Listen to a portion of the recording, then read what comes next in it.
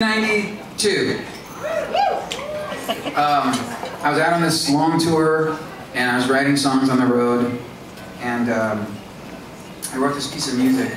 A lot of songwriters that I know, we share one thing that's pretty consistent. A lot of songwriters I know, like me, we write, the music seems to come first, and then the music sort of tells you what the lyrics might be about. Sometimes it works the other way around, but usually for me, I write the music first. And so I wrote this piece of music that I thought was pretty cool, because at the time I was listening constantly to a lot of music by a guy named Daniel Lanois, who's a genius composer and producer and musician. And his music is so haunting and ethereal and cinematic and just really beautiful, and they're like these movies. Even when there's no lyrics, sometimes it's just gorgeous. And I didn't rip him off. Let's get that straight. I didn't rip off Daniel Lanois, but I was just inspired by his music and the style of his music. So I wrote this piece of music that I thought was pretty cool, because it didn't sound like any other song I'd ever written up to that point. And so I wanted the lyrics to be special, you know, like different, really different. And it didn't sound like a love song, and it didn't sound like a party song. And ever since I was a little boy, I've been a big fan of mystery novels and murder mystery movies and stuff.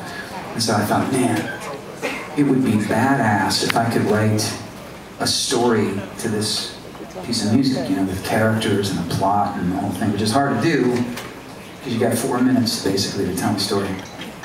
But I did have an idea, and I started to flesh it out, and I started to work on it.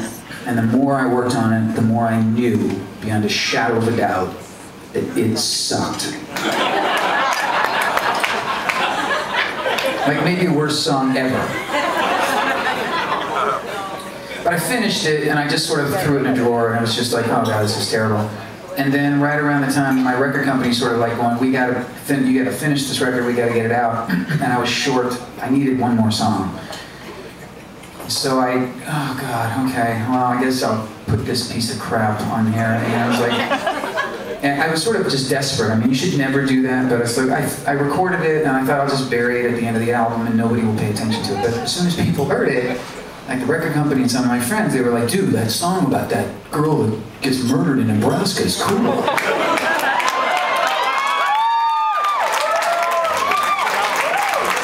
I went, no, it's not. It's dumb. It's so dumb. And so a couple of my friends actually bet me that this song would become a hit song. And I took their bet because it was like, this is what I do for a living. I know about music. I know what songs are good. And, like, this is my profession. So I took their bets. And then the record came out, and then this song became #1 in like 14 different countries.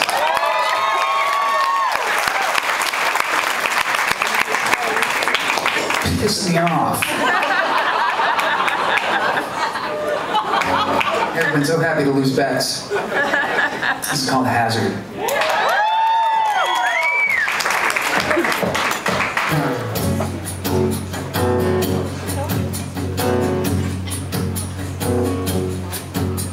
My mother came to Hazard when I was just 7. Even then, the folks in town said with prejudiced eyes, that boy's not right.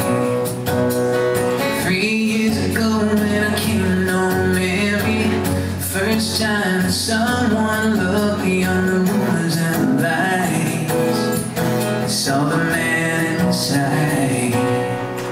We used to walk down by the river.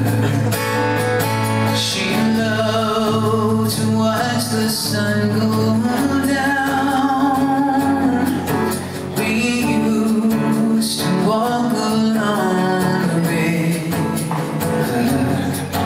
and dream our way out of this town.